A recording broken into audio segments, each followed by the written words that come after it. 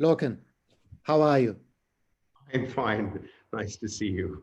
What So did you think of our title for this meeting? wonderful. Well, pleasure to being on to be discussing that with you. I have always held a position that architects should do work of consequence, and that architecture is about social equity, about social agency. So the title represents that. It's about seeing architecture through new lens, which is so critically important in this world to create places that's living organisms and about people. Architecture is about people, and it's about them, how they engage not only urban areas, but collectively suburban areas everywhere. And our strategy and our practice is to really represent that in our work, that we're not designing just isolated objects. We're designing buildings that engage social, economic, smart strategies, sustainable strategies, and that represents vibrant architecture. That's the premise of the book. Do you feel alone with this approach to architecture in the United States? I don't with my peers and my kindred spirits, spirited friends and colleagues. But right now, yes, there has been a very challenging last 4 years about a very different position. But I'm excited about the future. And I believe that this is not the time. It's about to break down walls. And I'm excited about the future for that reason. So there's a sense of relief, in my opinion. Here as well, we can tell you. So let's become a little bit more visually oriented. We compiled lots of images together with you that illustrate your points of view. And I first would like to talk with you about the current situation of the built environment in the USA, and more particular in the two cities that you have worked in most, Los Angeles and Detroit. Right. So you came up with a couple of visuals that illustrate the current status quo in particularly these cities. What you're going to be looking at is, which is very interesting for us, is a practice. We have expanded our horizons and we're working in two major cities, both Los Angeles and Detroit, two very unique scenarios.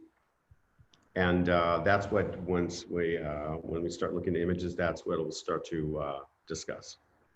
Go ahead, Great. please, Lorcan. What are we looking at here? Wonderful, thank you. Well, this shows an interesting image. That's actually one of our projects in the forefront. That's the MLK 1101 project that's in the book. That's the white building in the forefront? Yes, the white building in the forefront. And this is an image that talks about the nature of LA and this idea of sprawl. It's a very dense city. People don't recognize the city as being that way, but it certainly is. It's a horizontal density, but it certainly is. So it is about urban infills. It's about neighborhoods that are segmented in a sense from freeways and wide boulevards. That's the structure that the city is, not for better or for worse. So there are the freeways and boulevards play a primary role. And also what we tend to do in terms of the nature of our work is we're stitching projects into an existing dense urban fabric. And that's what is embodies the type of work one does in Los Angeles. It's about already a dense filled city, and you're stitching in with urban infills and engaged in that way. This represents a number of the projects that we're doing. It's a portion of it. All these white dots represent projects that are in the book. And as you can see, the opportunity to really have an impact in the city is very intriguing. And I've been excited to be able to have LA as a city to speculate on. And as you can see, if you go to the next image, you can see that nature of this urban infill projects in our projects. This one, of course, is in Mariposa, 1038. It's in Koreatown, an interesting part of Los Angeles. It's in a sense, it's a renaissance of urban cores and surrounding neighborhoods. So you'll start to see within Los Angeles that these projects are starting becoming more vibrant and more important within how the city exists. So this project represents this urban infill strategy and represents also through the image you can see on the right, the idea of the sprawl that exists. It is a car-dependent city that's becoming more walkable. That's a very important aspect of LA. It's becoming more walkable. So you have to recognize as you do buildings that there has to have that aspect to your project. You're no longer turning your buildings away from the city, you're engaging it. So this represents a small example of that. So it's largely a privatized city. And so we're convinced that we have to change that and engage clients and patrons who believe in that. So in a sense, the multifamily or housing stock that's now going in Los Angeles is the new paradigm. It used to be, as you mentioned, our early work with these houses on hills, but now this is the new paradigm. This is the new patron. It's people representing, people excited about urban infill and bringing apartments and flats to the city of Los Angeles. Equally so, we are very busy in Detroit, which shows a very different scenario. It's in a sense, it's an inverse condition to Los Angeles. It's about an open field condition. It's a new field condition. You are designing for the future when you have the opportunity of working in Detroit. And this actually, you'll see later on a number of our projects that are in the book are in this forefront of this site. But you can see through this image how it has suffered from financial loss in the 20th century. The development outside of downtown Detroit is, as you can see, is very spare. So in a sense, when you have the opportunity to work in the neighborhoods of Detroit, you're building to the future. As you build a structure, you have to envision what's going to happen next. And that's a fascinating, different strategy than Los Angeles. So the focus is about putting energy and resources into neighborhoods. As you can see, it needs it. And that's very important as an architect to be able to contribute back, but in the neighborhoods, as opposed to inserting new projects or working on projects in downtown Detroit. And here you can see the number of projects that we're working on in Detroit. And these white dots represent projects that are in the book. So again, showing the opportunity to be able to have a contribution and embed ourselves and ideas into the city of Detroit. And as you can see, the downtown is towards the lower right. And you can start to see that the work we're doing is in the neighborhoods, which is crucial. It needs to be addressed and it needs to be done because the African-American community live in the neighborhoods and one has to bring urban renewal to those areas, as opposed to the old strategy, which was about investing in downtown Detroit and looking at the idea of the trickle-down effect of growth and urban renewal that way. It doesn't work to build up the downtown Detroit and wait for it to meet reach the neighborhoods. It's much more important to insert in the neighborhoods and build there. So I'm going to talk a little briefly about our Detroit ones, and then we'll switch back to Los Angeles. So this is a project that we're working on right now. We have four buildings in this complex. It's called Brush Park. It's an interesting project. It's a sense, again, designing for the future. What will be. As you can see, we're dealing with this this kind of new figure ground, this field condition. And on the right, you can see the development. So that has been developed in this area. And interestingly enough, with this large development for a client called Bedrock, the person who owns it is Dan Gilbert, someone who was from Detroit and went back and is investing back in the city. But he's looking for sites not in downtown, but adjacent or in the neighborhoods or midtown area. And that's what this project represents. Our project is on the center right there. It's the Wood building. We just recently completed that. We have 3 more coming. And also it's the first new development since Mies van der Rohe's Lafayette Park, the modernist project he did in 1958. So this is an exciting moment for Detroit, the commitment and effort to look at the neighborhoods and invest in those areas. What's also very exciting is that we were commissioned by the city of Detroit to look at a 7 square mile area and try to bring forth ideas about where should we focus on, where should be the catalyst areas. And so this drawing that we did for the city of Detroit as they commissioned us to do this neighborhood study represents an interesting area. These three areas that you can see in this drawing was an area that we felt was very important to invest. It's an area where their artists are already active, activists are active. It's an area where, in a sense, they were stewards of their communities. The artists took over and started to contribute to the city. There was very little resources from the city. The people, the individuals, and the communities had to fix their own streetlights. They had to take care of their own garbage.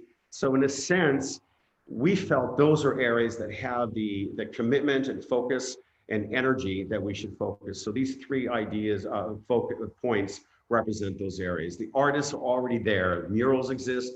There's little coffee shops popping up, but it's really a bottom-up strategy. So we felt that was a crucial area to invest. One of those areas is in fact called the Obama Building. It's a landmark building in Detroit. It's called the Obama Building because there's a mural on the front of it, which will be there. You don't see in this image, but Barack and Michelle dancing.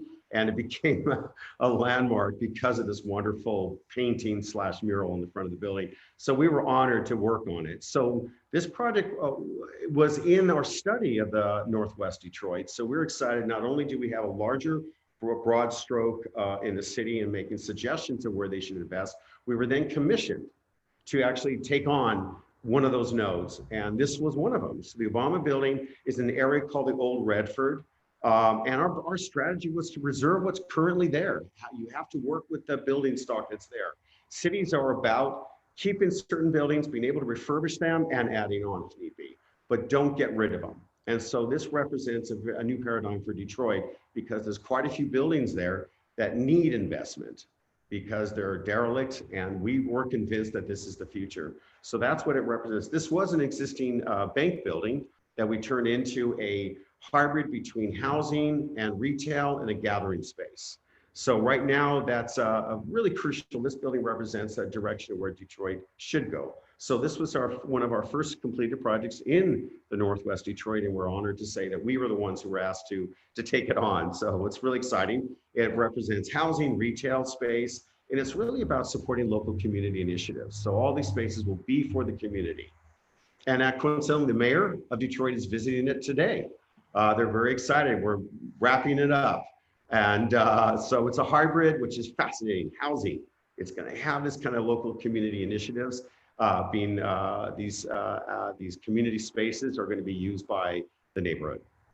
And what's interesting about these projects that we're working on, this one is called Baltimore Station, which coincidentally is in Detroit, but it is called Baltimore Station because that's the name of the transit station right there. Public transit station. So our projects end up being confluence of neighborhood connections, the historical aspect, contextual, the neighborhood identity.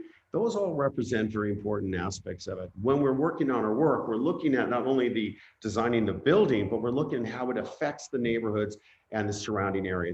The drawing on the right represents how, if our site is, it's difficult to see, but right in the middle of that drawing is our site. But we're convinced that you can, as an architect, have an urban strategy for a building, meaning programmatically, if you tie into the neighborhoods, there's Wayne State University, there's a variety of different, there's the industrial area, there's a commercial area, but if you provide hybrid programs, it will act as a catalyst, and perhaps the arteries between our building, our project, and those areas start to be activated. If, for example, you have students from Wayne State University, it's not inconceivable that between our building and this university, that there'll be pop-up stores selling, obviously, student supplies and things like that. So we think architects need to be strategists in this way. You have to begin to see that you expand your boundaries, you amplify, in a sense, what you're doing. So that represents what we're doing, not only here, but also in the previous drawing as well. And did you want to jump in here, Robert? Yes, I do. I want to go back to this part. Thanks for explaining what you're doing in LA and Detroit.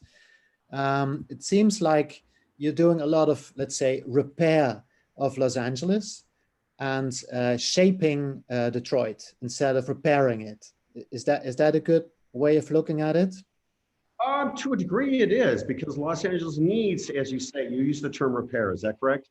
Yes. Yeah, we could argue the case that because the city itself needs help. It doesn't have that. The city has always turned its back on the city. It's a privatized city. It hasn't really engaged the sidewalk and streets. That aspect, that public-private divide, the public-private edge has never really been celebrated. So yes, our work is bringing forth that idea. So in a way, we're denying the old way of doing things. We see that you can borrow private space for the public. You can actually create that scenario. We've certainly done that with our project next to the Schindler House here in West Hollywood, and we've certainly done it in Formosa 1140, which is also, we're going to talk briefly about, is about a pocket park, a public park and private land. But yes, we're repairing the city, making it more activated, more about social equity, social agency. And Detroit, you're absolutely right. You're trying to look to the future. Where does it go wrong? Why do you need to repair these cities, or specifically then Los Angeles in your case? I believe this issue of not seeing the role of architecture as a social act. I think they felt it was driven by economics. It was driven by maximizing profit, maximizing density, without recognizing how it affects the city, how people live. So we think that what we're trying to do, which we've been doing for over 20 years here, 25 years, is very important. It's bringing an aspect of livability to cities, and that has not existed to a degree in Los Angeles. It's an interesting time in LA because it is going the right direction. There was an area, in downtown Detroit, downtown Los Angeles, that was perhaps barren, and people lived in the outskirts, and downtown Los Angeles was empty. That's been changed. In a sense, we're denying the zoning structure that existed before of it just being an area of commercial enterprise. It is now a place to live and to work and to play. And we play that role in terms of the work we're doing, not only downtown LA, but also other areas in terms of urban kind of cities. But you can only play that role if you find developers willing to walk the walk that you are taking. So does that mean that the current breed of developers is different than the one from, let's say, the 90s? I believe so. That's a very good point. We are convinced that to work with developers who recognize the value of social agency, understand that your place is more valuable to be able to have outdoor spaces, to engage inside outside spaces, to provide perhaps not maximizing density, but build a little bit less density, but provide cross ventilation, sustainable strategy, environmental and about people. They now see that, so saying is correct. The type of developers that we work with are committed to that concept. And that hasn't been a change. I think that's what I was referring to. The old patron was the individual lived on hills. Now the patrons are people committed to cities and committed to developing those areas that make a more equitable place for people to live.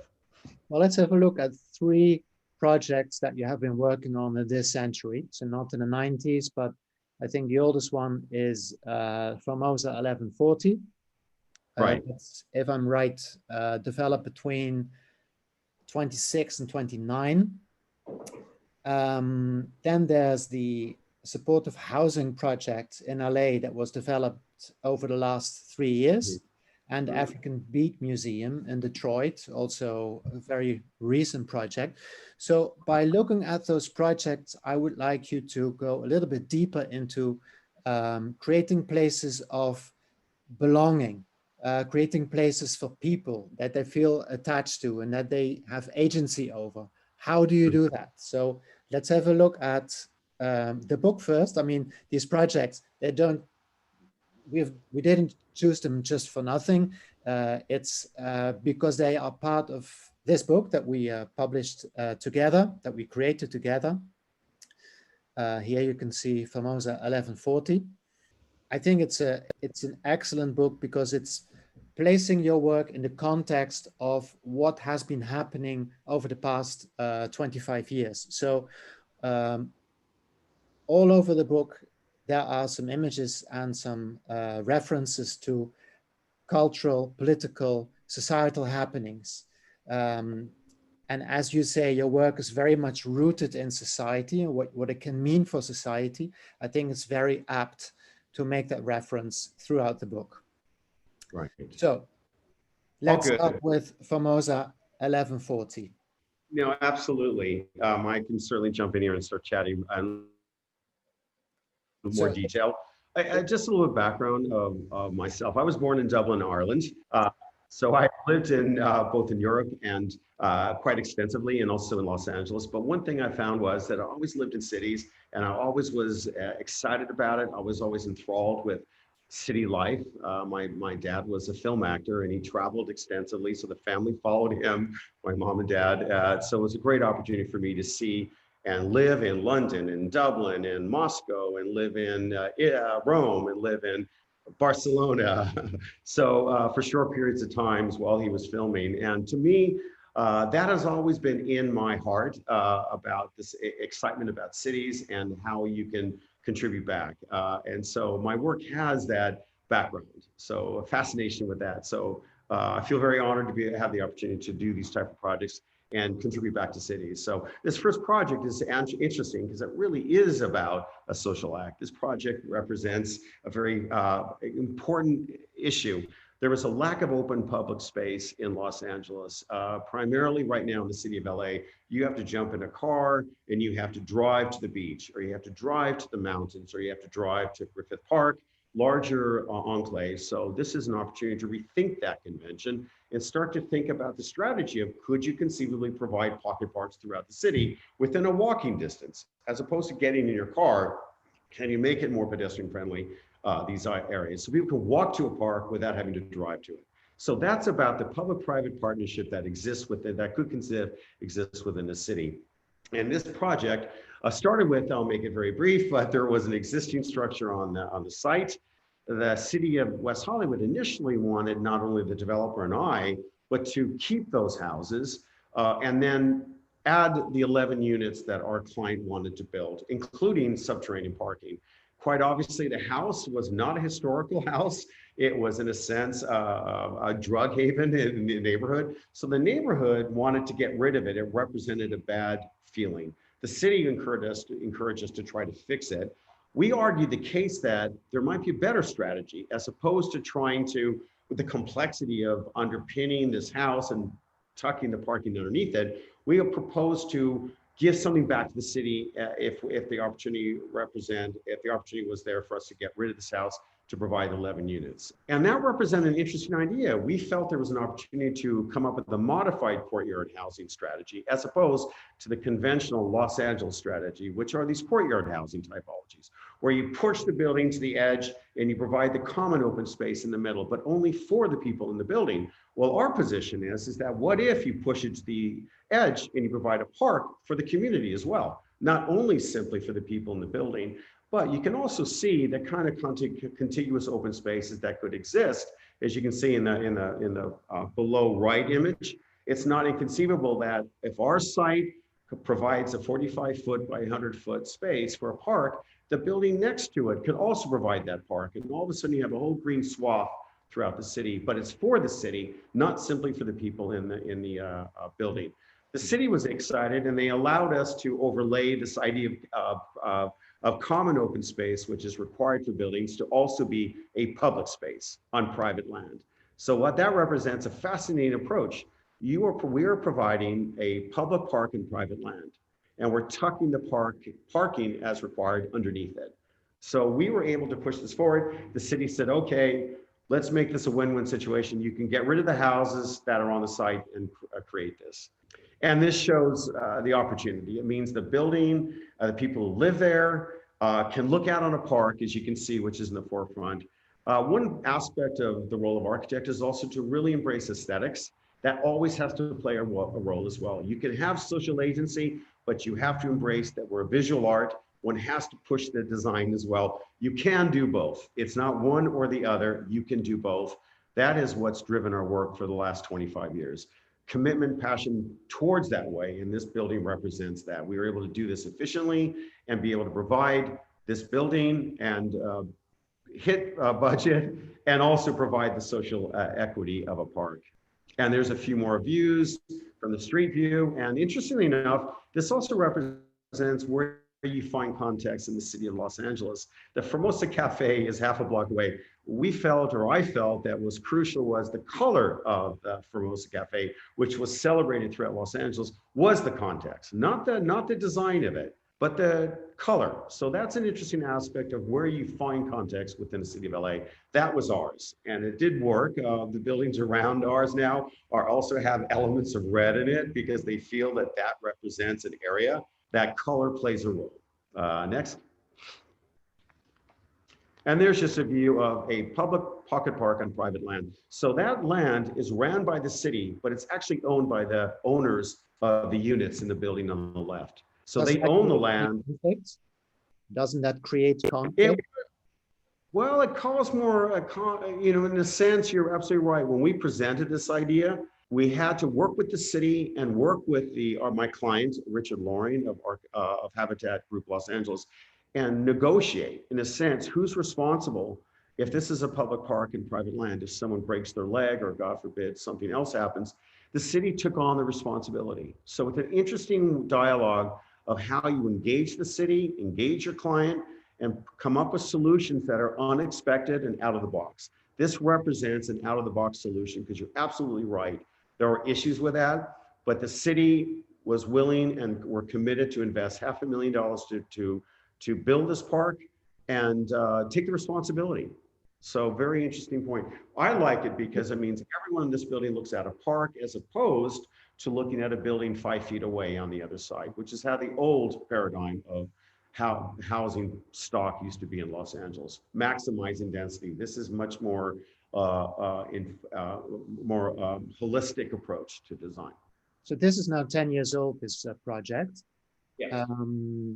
Was it the starting point for the city to invest more in projects like these? It certainly was. They made the effort of doing, there's a number of pocket parks throughout the city. What's interesting also is the city of LA, which is the larger city, this is the city of West Hollywood, committed themselves to build 50 pocket parks. And that was the old mayor of Villaraigosa, Antonio Villaraigosa, and he took this project as a catalyst to what he thinks could happen in the city of LA. So there has been aspects of that that's been looked at. But there was a commitment to build 50 pocket parks throughout the city so people could walk to a park as opposed to drive to it.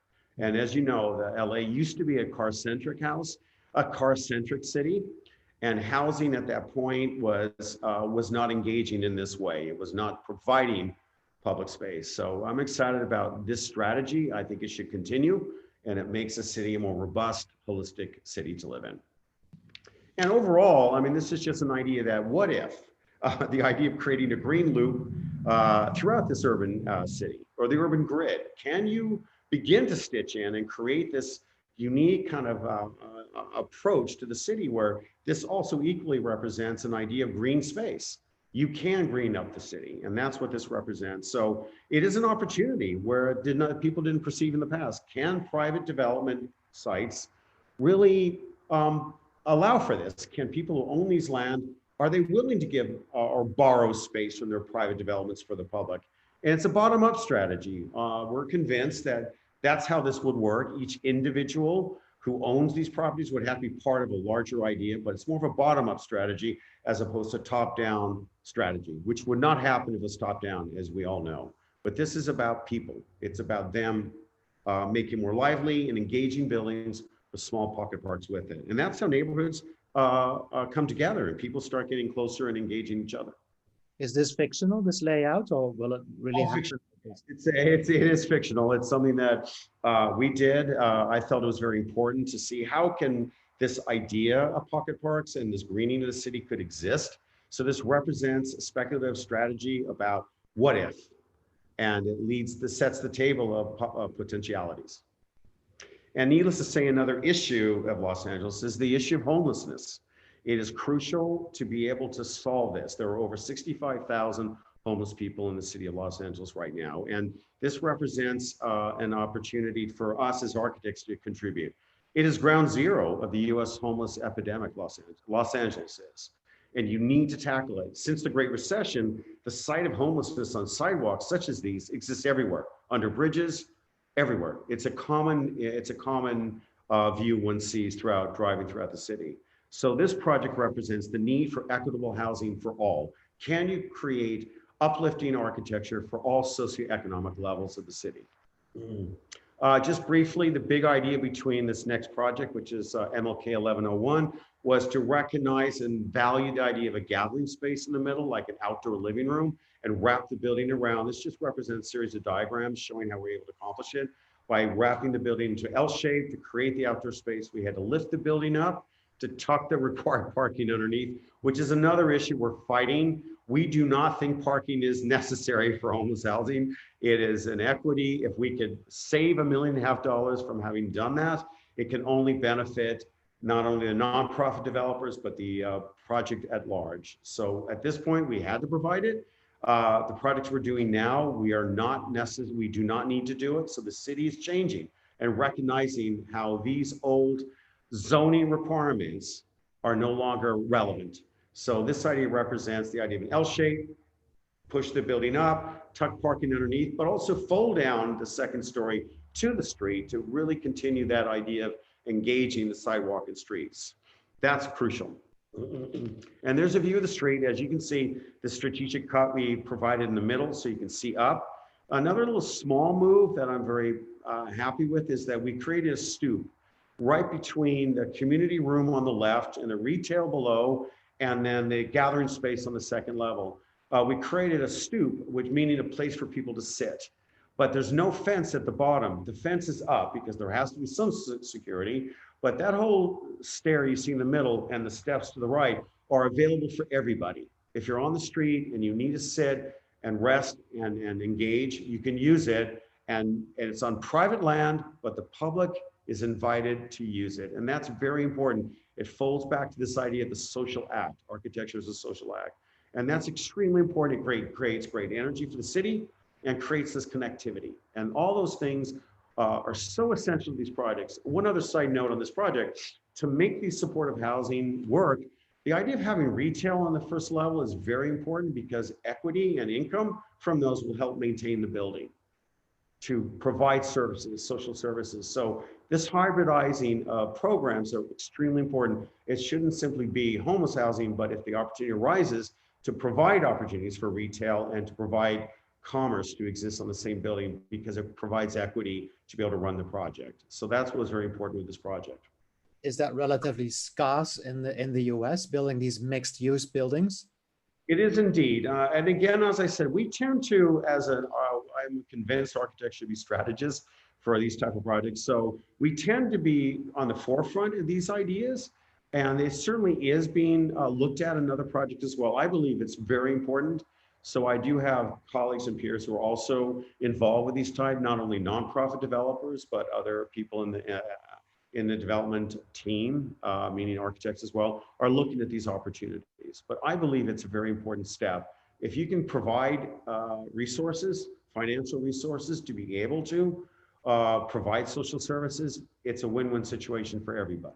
Does it work in reality? It certainly does, because right now there is the idea is on the left-hand side of the first level is it's called Mel's Fish Shack. And it's an African-American owner who wants to provide services and food, not only for people in the building, but the community at large. And there's a 10% component of it that they're going to invest in the building on top of what the normal structure is. So they're building that into it. And I love that idea. It's a great strategy. Yes, all things are complex sometimes, but if you have a certain component of that, and you invest back, that's a very good structure. It is a healthy, the idea of healthy food is so important for healthy minds. And that's so important from my perspective for these people. We call it permanent supportive housing because now these individuals have a permanent place to live. And that term, permanent supportive housing, is different than temporary supportive housing.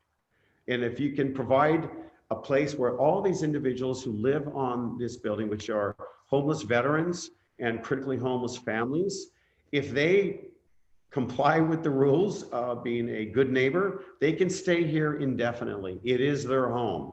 Thus the term permanent supportive housing. And I'm excited about that concept. And also one has to see that this area is a food desert. There are not food opportunities. And this represents a very healthy approach to bring that to these buildings. So there's multiple layers to the idea of retail, coffee shop, cafe, and provide healthy food for people. And that's I'm very excited about. This is a very important approach. And there's just some more views of how contextually one can build, obviously contemporary solutions, but also recognizing scale. You can see the community room, which is in the glass area, and then below it is the retail. You see how it ties into the two-story apartment on the left-hand side, but you push the density into the other end, and that's next to McDonald's, which is fine. You can certainly have housing next to it. But I believe that this is very important for architects to manipulate and look at buildings to represent the importance of context and culture of where they are. And there you can see the stoop on the right-hand side. So that's accessible right there to the public on private land, which also was the idea on Formosa and also the idea in other projects we do. Can you give that equity back? And as you say, wonderful clients. This gentleman is named Christian Almuda, and he's the director of Clifford Beers Housing. His commitment equally is so invaluable to have kindred spirits in this world. And he's one of them as the new, in my opinion, patrons of architecture. And that's just a view of the importance of how this outdoor space becomes an outdoor living room, where when you have been on the street and you have a new home, it's important to engage, to socially engage. So you have to provide, in a sense, this space. The way we design the units, coincidentally, were smaller living areas, so to encourage people to engage others. And that gives them this upper stepping stone to be able to engage, to get a job. There'll be job training services here. So this is a very interesting, robust way of taking, as I said earlier, that architecture should be about economics. It should be about politics, look at engaging politics, engaging sustainability, engaging the idea of smart growth, and take all those things to fold into the right type of architecture. So that's awfully important. Can you bring all that into a building and engage all the critical issues, whether it's politics, whether it's social equity, whether it's all these issues of economics and aesthetics, hybridize it all into a solution that solves as much as one can. Was that in your initial brief to address all of these issues? I think it was more of us, we were collaborating and coming up with this, but in this process, it's very complex to do supportive housing. You go through agents, you have to get funding from a number of vendors and agencies. Each one of those vendors and agencies have requests. If they provide the money to build these, they will say, you know, we need to have certain aspects in the project for us to provide the funding. So we have to manipulate, it's kind of a dance. You have to find the refunding, but also work with all those. But we bring to the table these other aspects. And they actually, what's exciting about these projects is when you come back to them and say, look, we have ideas here. The idea is to create this gathering space and the social agency. They like it. Then they say, we like the strategy.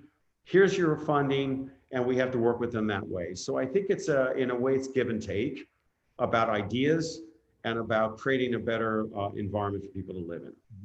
This is the third project. That's in Detroit. So that's the African Beat Museum. And that's using an existing landmark for urban renewal, right, in Detroit. Yeah. Indeed, it is a fascinating project. A wonderful client, Oliami Doubles, is an artist.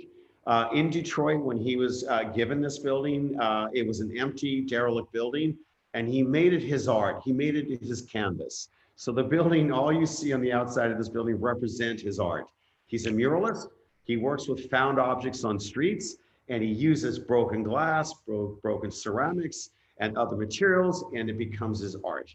And we were very fortunate to be able to have the opportunity to work with him to visualize his in a sense, his vision, to create a community space that articulates the power of African heritage. So this represents a museum, African Beat Museum, but it's more of a gathering space. And that, to me, is really the future of museums. It's more about, you know, engaging an opportunity for people to see not only simply art, but to see each other and to create that idea. So it is a landmark. And so we were excited about keeping the building and as is, because it is in a sense an art piece. And what we did is we started to build upon that. In a sense, we see the project is a landmark of African diaspora. In a sense, it symbolizes the kind of resilience of what's going on right now in Detroit, the resilience and to bottom up strategies to create their own homes. And that's what's very important, not only for the African people, but the resilience of the city of Detroit. So exciting project, and we're halfway through it. We've renovated half of it. This also shows the existing site. It's not only the building, which is the bottom left, but it also represents this whole outdoor spaces where the sculpture that he's created. So it's a very large swath of land. It provides 18 outdoor installations as well as this African bead gallery and the African bead language wall, which is fascinating. So one can see this, as you can see, an important component of Detroit. It represents bottom-up strategies. It represents an artist took this building and made it his own, and about celebration of African-American culture and heritage. We were working with him and accomplishing all this. So it's a very wonderful project and honored to be part of it. You can see the over swath of land. The city gave the building to him and he took over the land. So right now it's negotiations about which is the city is going to give it to him because he became his. Fascinating when you think about that in Detroit. There's this looseness now, there's an abstraction that there's so much empty land that if someone creates something there, in a sense, it could be yours. And that's what O'Herlihy has done on this one. As you can see, the building inside was immensely challenged. The roof had collapsed. The exterior was in dire straits. So we had to embrace this idea. So we had to restore not only collapsed building on the site, but also provide a new gallery space for exhibitions and programs. So that was our task. It does also, in an interesting way, we have to accommodate for school tours. There are quite a few international people come to see this project. So it was very important to jump on this and be part of the funding process as well. We as architects also contributed in that way, where we provided funding sources and went after grants to be able to have the resources to start to renovate this building. So it's a really wonderful project. And there's just our solution on the left-hand side to provide not only outdoor spaces for installations, but also the building itself. Right-hand side is the view of the building that had broken and had collapsed that you saw previously. That's how it's going to be. And that corner building will be a gathering building as well as exhibition space, as you can see. So very exciting. It's not only a museum, it's administrative offices, it's a visiting artist residence, a variety of different programs. And as I mentioned, the first phase is done. This is the artist in residence space. So now they have visitors, artists who come and stay here and engage and create art. So it's a very wonderful opportunity for these type of projects, working with the housing stock or the building stock in Detroit and renovate them as well as add on. But this one is about renovation, and we love it because it's a historical landmark and we want to keep it that way. And that's just a view of the new gallery on the left-hand side. Also talks about incremental growth in Detroit. This needs to happen. You can actually, there are quite a few large buildings throughout the city of Detroit that are empty and they don't have the financial resources to renovate the whole building. But if you renovate a part of it, it suggests and encourages people to come and actually engage and to find resources to renovate the whole building. So you can do it incrementally. This is about that. We incrementally renovated a portion of it, and that led to people wanting to invest and contribute to finish it. So it's an interesting way of incremental growth. I believe that has to happen in Detroit because the resources aren't available to renovate everything, but you can take a part of it and that will lead to the whole. And this is O'Herlihy Doubles, you can see on the bottom left, wonderful client, colleague. And this was an event last summer which celebrated the launch of the indoor gathering space that we did in the exhibition space. Small incremental contribution to the city, but you can see the impact it's having. The fact that we were able to be part of a team to get funding and resources to make a difference in this area of Detroit, which is very poorly resourced. It doesn't have activated spaces. And this is the first of many that hopefully we'll be able to do. So it has been an honor to work with him on this project. It also talks about this question of American monuments during this very important, strange time where I'm convinced these projects are monuments, historical. They need to be renovated, and represents, what's going on with social unrest. You have to invest back. You have to give them voice, and this does. And O'Herlihy Doubles has made it his lifetime vision to do that. So to be part of his story, of his vision, it's a great honor. These are the monuments that need to be renovated. Great. Well, thanks for giving us this deep dive into 3 of your projects.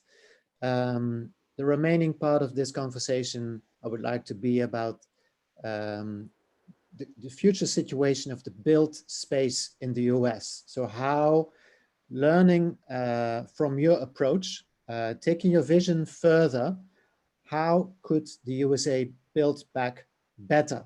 You're talking about repairing this kind of city, but how can the US prevent repairing, and how should it be repairing cities like LA?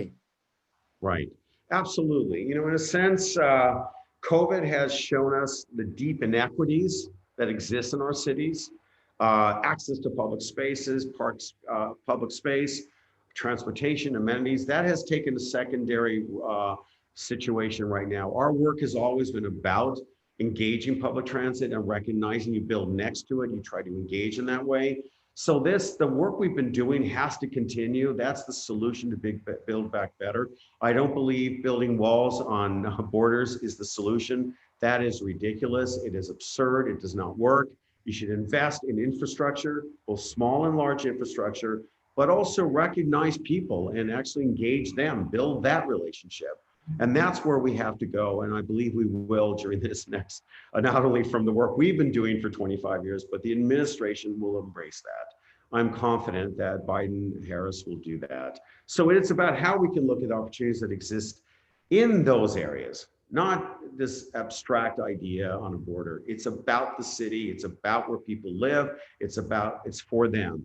And to recognize the value of human beings. That's what needs to be done, and we will get there. I'm confident. I tend to be an optimist. I have used the term ruthless optimism as a structure for our practice.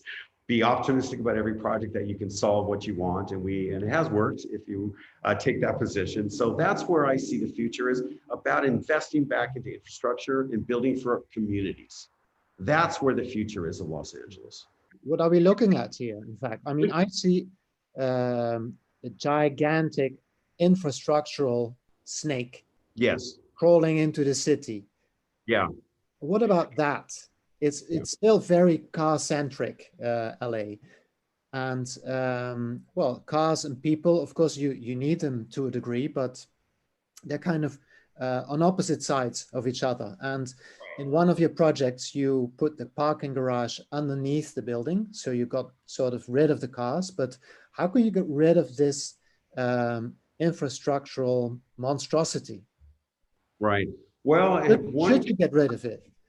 Yeah, definitely working. But this project is an interesting project to address that issue. You know, LA, this idea of the car-centric concept exists, but this project that you're looking at, you can see our project right there in the front, is Isla Intersections. It's a homeless housing project that's under construction. But in that particular scenario, that project, we actually created, in a sense, a green lung for it, meaning that there are over 1,700 properties throughout the city that the city owns. And this is one of the properties that they lease to our client. And so our approach to this project was to create a green lung next to it, meaning that we vacated, in a sense, the road between our housing project and the freeway to actually embed trees in there to create a landscape buffer, for want of a better word, or a green lung that encourages a healthy environment in these challenging sites. So as opposed to accepting the freeway, we're finding ways to deal with it and live with it, but actually go for more pedestrian, kind of centric type projects where it's also about people and about walking. That's what we're trying to do with the Isla intersection. So we're challenging existing building codes. We're introducing modular buildings here. We're creating hybrid programs. So that's what it's about. It's also close to public transit. So this particular project is about people. It's also about walkability and pedestrian strategies. And this represents our approach as well. This to me is a crucial thing. If one can find a way of building faster by working with factory strategies in terms of modified containers, and while you're building these buildings, these components, you can be doing the site work and the foundations, and then you only have a very small period where you can then bring the containers that are being built in a factory, which is much more environmentally a robust approach, and then stack them is a better approach to it. So in a sense, this approach and this project represents that idea of how can we actually solve, to answer your question, make it about people. It's about building faster to get people off the streets. And I believe that we shift that way and we're building next to public transit, hopefully that will reduce the emphasis on cars. It is happening. The city of Los Angeles has a good public transit light rail system right now. Where our office right now, which is an area in Adams district, is 1 block away from the public transit. In my office, in terms of the people who work here, wonderful group of people, half the people use the public transit to come to the office. That is a change, and LA is changing that way. That's the benefit of what's going on right now.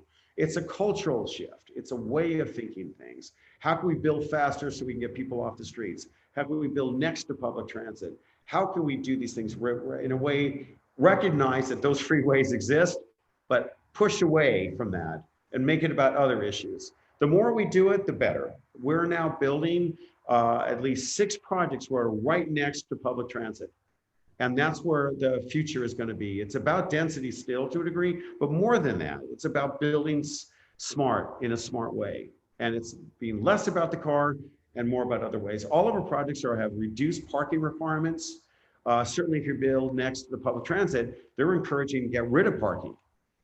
And that's how we're going to. If you can reduce cars, if you can also embrace, obviously, electric cars and get rid of the toxins, that will lead to a better city. Those aspects are happening it hasn't been the last few years with the administration, but I'm convinced that's how it will be in the future administration. That's how we believe in this, and we're committed to this strategy. And that shows you what I was referring to. Supportive housing, but also vacate the road, make it about pedestrian. That will reduce cars. That will encourage people to walk, to use bikes. You can do that in the city. There is a commitment to this, and this project is under construction. But this will only work if there are enough amenities for these people in their own neighborhood. If they need to go shopping or go to work miles and miles away, this doesn't make any sense. So how do you make sure that these neighborhoods are consisting of mixed-use buildings? It's a very good point. The program of this building is hybrid program. It's got retail, it's got social services, it's got food. This, again, as I mentioned earlier, it's a food desert in this particular area. This is similar to the other one. And we're creating on weekends, there'll be a farmer's market in this location. Annenberg Foundation is supporting providing $2.5 million to be able to build this space. And the city committed to vacating this to a degree, this road. So you still have requirements of, you have to be more of a democratic approach. It's about people, it's about bikes, but you do by code requirements into the fire department to have access through it. But you can see, if one takes this approach, but programmatically, you bring mixed use buildings to these areas, that goes back to the MLK project. You can provide supportive housing, but you can also provide retail. You can provide farmers markets. You combine all those together and you're in a very good place. That's what we're doing here. And this is should be finished in about 9 months. I would say 2/3 of the containers, the units have been built. We think this is the future of Los Angeles. It's about not only solving the homeless housing project, but also look at the city as an area to speculate and to change. And that's what we're trying to do. So the role of an architect isn't simply the building, it's about the adjacencies, it's about all the edges. And that will lead to a more robust city. And that's what we're trying to do with this project. So this represents a very important aspect of it. This paseo brings equity to people, bike riders. It provides equity with regards to retail, mixed use. So as you say, people can walk to it. And it's also overlap. This space is for the tenants, but it's also for the public. It's an open public space. And that's what's very exciting. The city was part of the equation on this one.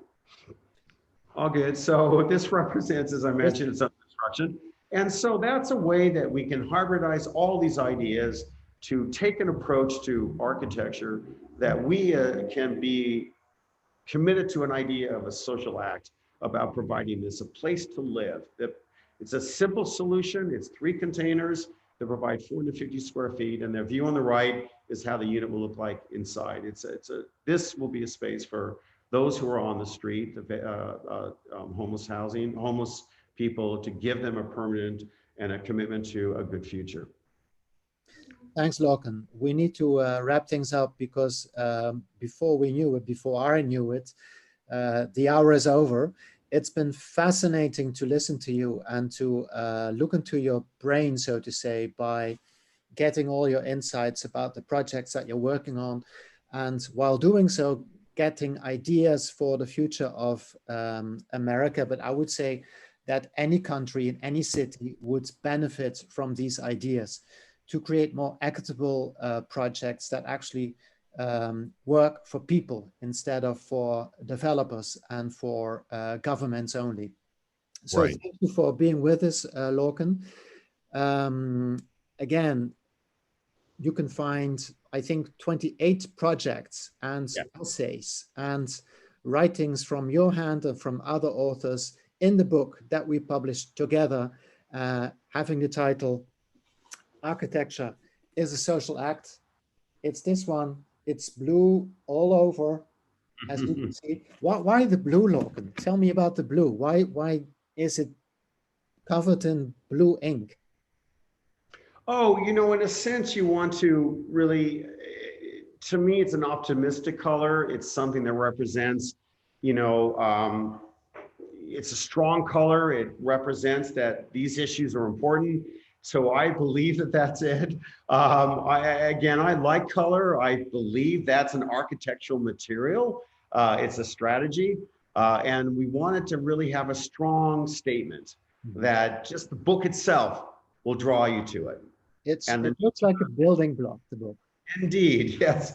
And also the commitment and focus of the clarity of the idea of actually having blue on the edges of the paper. There's a clarity of an idea. This is something worthwhile going up and buying and opening up. That was it. It was just trying to represent that kind of significance to it. And also just, you know, in a sense, you know, this is a book I want to look into, and I want to understand the ideas that are in it. That's why. Right. Well, thanks again for being with us, Lorcan. And well, I wish you all the luck of the world with the next administration in the US.